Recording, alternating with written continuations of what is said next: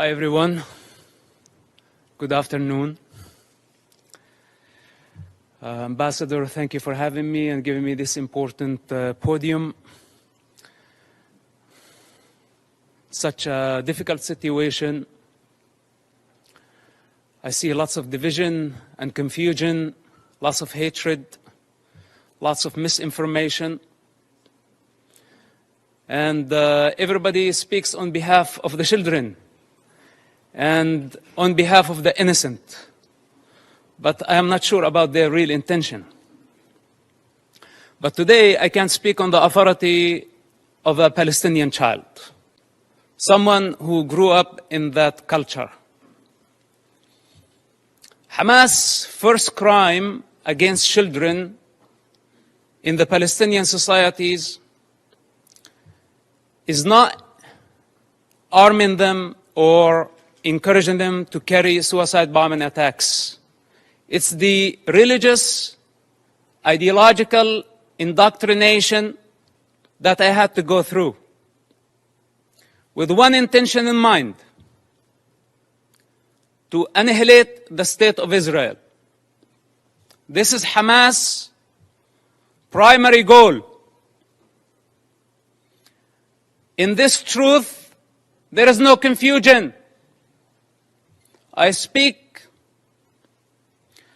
as first-hand witness on Hamas and their intention. My father is one of the founders of Hamas movement. I was there when Hamas was born. I was before Hamas was born. And as I said before, I will be there after Hamas is dead.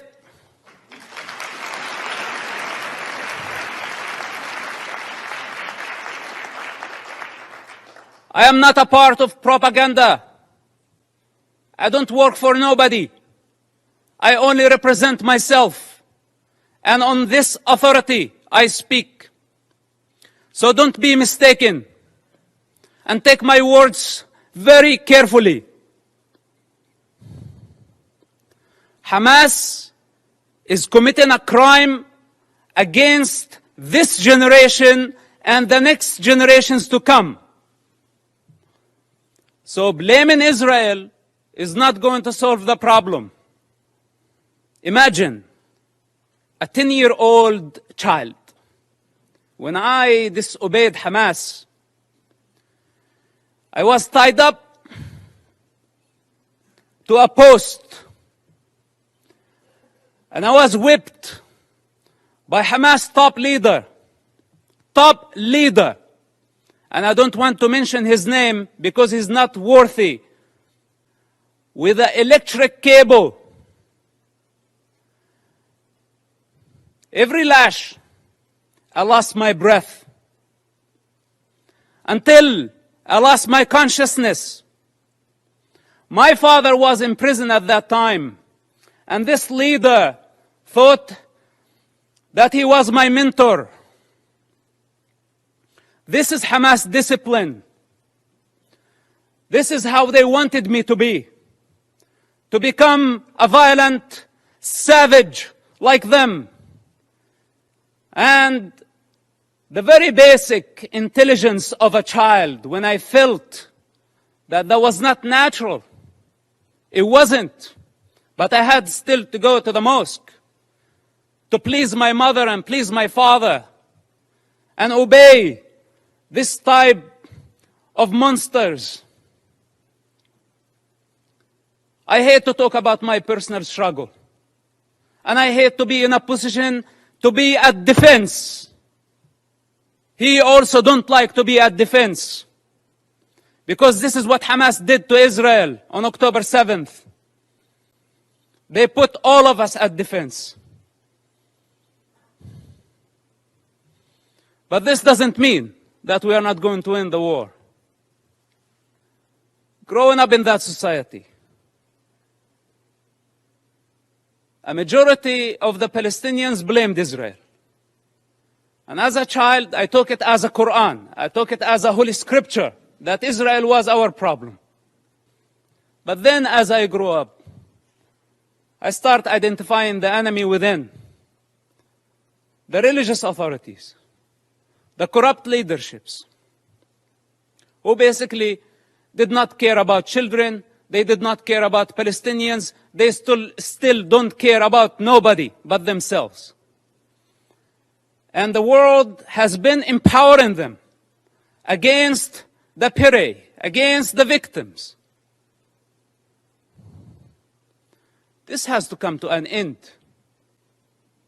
Let's put my childhood on the side, because maybe a child does not see things for what they are. Maybe I was very bad. I misbehaved myself as a child to deserve to be beaten up again and again and again by Hamas leaders. And some people say, is it a personal problem? Well, it is a personal problem. Do you have any problem with me having Hamas problem as a personal problem? It is a personal problem. And I swear I will not die before I see Hamas dead. Can I make this a goal to my life?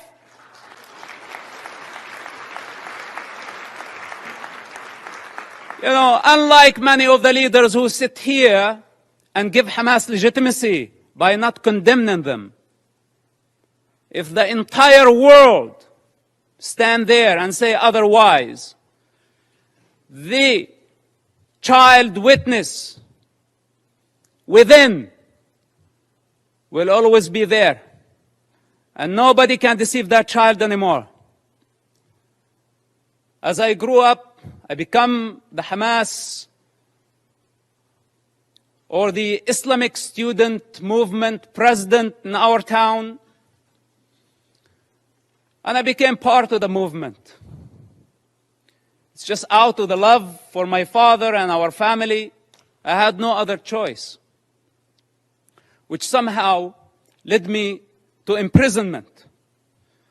At the age of 18, just few weeks after my 18th birthday, May 28, 1996, my problem was not Israel who arrested me during that experience. It was Hamas again, but this time with a lot more brutality, a lot more pain than the pain I experienced on a personal level.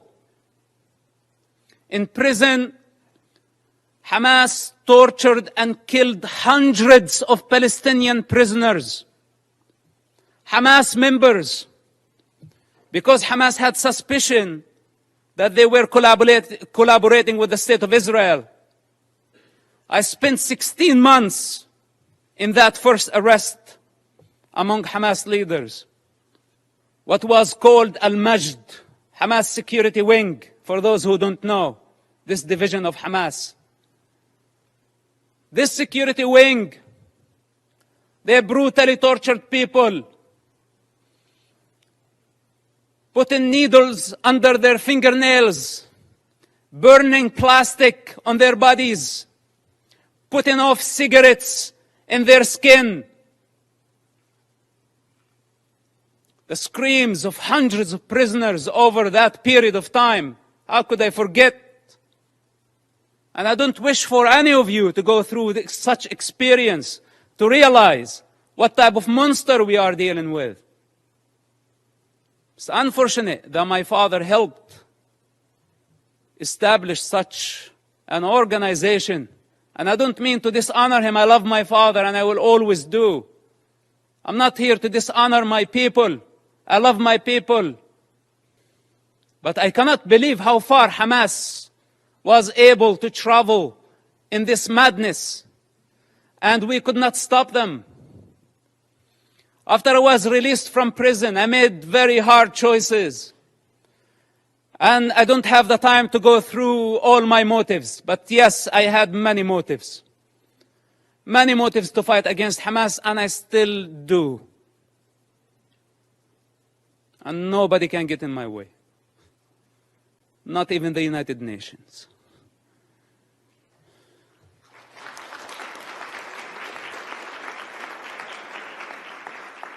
So the choices I made were against any rational mind. I ended up working together with the Israeli intelligence for 10 years. We had a common goal. That goal was to stop suicide bombing attacks. Hamas, for those who don't know, or those who have short memory, carried many suicide bombing attacks during the 90s and the early 2000s. Dozens of suicide bombing attacks where a suicide bomber took an explosive built went to inside a bus and blew himself up, killing all type of people. Not only Israelis. Americans were killed. Europeans were killed. Other nationalities, including Israeli Arabs, including Muslims. Hamas did not differentiate. Take Hotel Park, for example. On a holiday, on the most sacred Jewish holiday, a suicide bomber go into the dinner, blow himself up, kill more than 30 people. Some Holocaust survivors died in that attack. Dolphinarium, some teenagers having fun at the beach. Hamas suicide bomber killed about 18 and wounded dozens. Look up, see how many buses. It did not stop there. Hamas attacked the Hebrew University. 6 Americans were killed in that attack. They targeted synagogues. They targeted everywhere. Knowing the Israeli retaliation, they invite violence. They love violence. Hamas, without chaos, cannot survive. It's their climate. This is where they thrive. When the peace process came, if you follow the history of Hamas and their development or their evolution, whatever you want to call it, Hamas, what sabotaged the peace process through suicide bombing attacks. And they don't have a vision. That's the problem. Because nobody can satisfy their ambition when they are waging a holy war. We're not talking about IRA. We're not talking about other political terrorist organizations that we can pressure them, bend them, bring them to the negotiating table. We are talking about a religious group that does not believe in political borders, that wants to annihilate an entire race in order to build an Islamic state.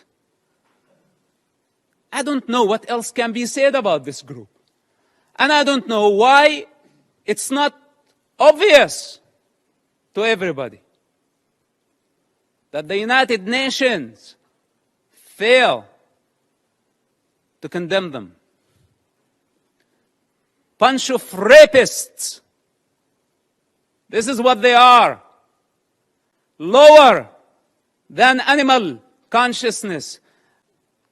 So, I don't speak only on the authority of that child and someone who grew up in the Palestinian territory. I also speak on the authority of someone who has 10 years of experience in a counterterrorism of the Israeli intelligence. It took us 8 years to capture someone by name Ibrahim Hamid. This mass murderer. 8 years he hid in a small town of Ramallah, less than 20,000 people. It took us 8 years to capture him. While he was sending suicide bombers every other day, it was a big nightmare to capture him. And you know now what they are doing? Why the hostage situation that we have in Gaza? They want him. He's on the top of the list to be released. Ibrahim Hamid, remember his name. Look him up. They want mass murderers to go back to the street. And if you ask yourself, the guy that you saw earlier, Yahya Sinwar, with the child and the rifle, this guy was released just recently, part of the prisoner exchange with Israel, when Israel had to release more than 1,000 Hamas members to return one Israeli soldier back to his mother. And Hamas had a taste to that. So they thought this time they can go and bring 200 hostages and more. So they can bring the only true democracy in the Middle East to its knees. This is why it's a very brutal war. For those who are in the intelligence communities, they understand the significance of this. And they know that that Israel cannot release more Hamas terrorists. Because this guy, you saw, Yahya Sinwar, he is the mastermind behind the attacks on October 7th. And how can Israel afford, or how can any of you validate or prove the release of mass murderers back to the street so they can carry a lot more terrorist attacks and hijack an entire society, use hundreds of thousands of people as human shields? Is this our way of solving the problem? We need the correct vision. First of all, we need to identify the origins of suffering, where it's coming from, where does it originate from. We need to identify the disease. Then we can provide the cure. Up to this point, we haven't identified the disease. And for those who know the problem, they don't have the courage to stand and say, we have a problem with Hamas. But most of us have our own calculations. From Russia to China to the rest of the superpowers, given Hamas cover. Hamas gave the attacks on October 7th as a birthday gift to Putin. For those who did not make the connection. And I don't want to go farther. Now nobody's talking about Ukraine, using Hamas as the wild card in the Middle East, igniting a religious war to just divert your attention somewhere else. All those criminals, whether they were high profile or low profile, they are all savages. They are all enemies of children and enemies of humanity. The United Nations and the rest of the international community have empowered con men who used what's so-called Palestinian cause to become richer. They were seeking power and wealth. They did not care about the Palestinian people. As the children of Gaza sink in despair and poverty, leaders of Hamas, along with their families and their entourage, enjoy the Four Seasons Hotel in Doha, Qatar. We can continue putting our head in the sand. But then we have escaped our responsibility. I can go on and on for hours. Or should I say for 46 years of my life. But I don't have the time. If we don't eradicate Hamas this war and this time, if we don't eradicate them, the next Gaza war is going to be deadlier. It's going to be much greater. If today we are complaining about 10,000 casualties, even though I'm not sure about the numbers because it's Hamas statistics, I don't trust anything they say or anything they do. But even if it was true, it's actually a miracle that we have only this number. The next war, we will be talking about hundreds of thousands. This is the fourth war with Hamas and the fifth war in Gaza, because also Islamic Jihad had their own war. If we don't eradicate Hamas and other terrorist groups in Gaza this time and give Gaza back to the people of Gaza, we will give them legitimacy. We will show them that we are afraid. And tomorrow, they will come back with vengeance. What made Hamas attack this time a lot stronger than the past wars, because under the international pressure, we had to negotiate with them. And we had to give them legitimacy. This is what encouraged them and gave them power. You know, Qatar, for example, it's a member of the United Nations, playing the mediator, etc. They could have fooled me. They are the ones hosting Hamas. They are the ones who have been funding Hamas.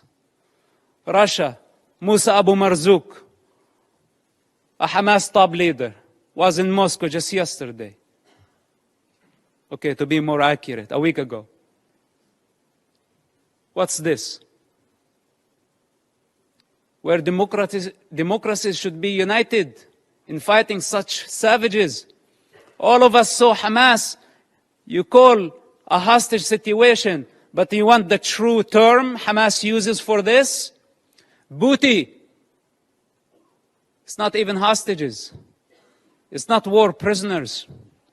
All of us saw Hamas, savage, grab a teenager girl from the neck, pushing her into the unknown.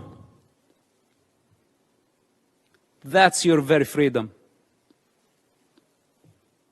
That girl represents your freedom.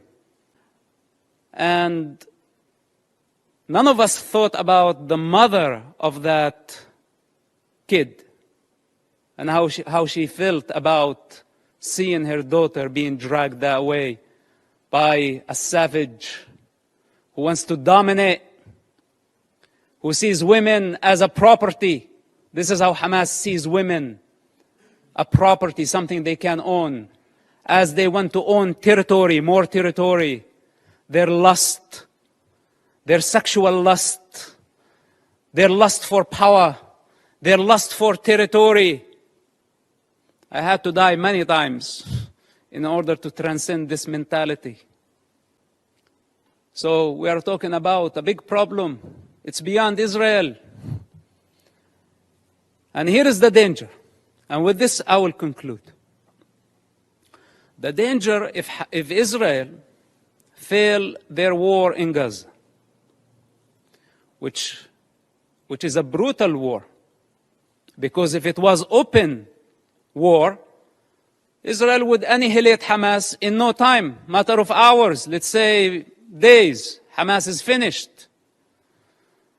But since Hamas strategy, it's a strategic thing of Hamas to take human shields. This crime cannot be forgiven. None of us should forgive this crime. Gambling with children's blood for political gain, it doesn't get worse than this. So Israel now got stained by blood. This is what Hamas wanted to happen from day one. They wanted to sacrifice thousands of children so Israel can take the blame. Digging tunnels and bunkers under hospitals, schools, launching missiles. A Hamas misfire, how many people killed at a hospital, and they went so fast to blame Israel, and the rest of the world listened to them and listened to their propaganda. Nobody is concerned to check what is true and what is false. Whatever that serve our political and short-term interest, we go for it. Suicidal, not knowing that we are going against evolution. We are going against the collective consciousness of humanity. We're going against the interest of children, the defenseless children who has no one to speak on their behalf.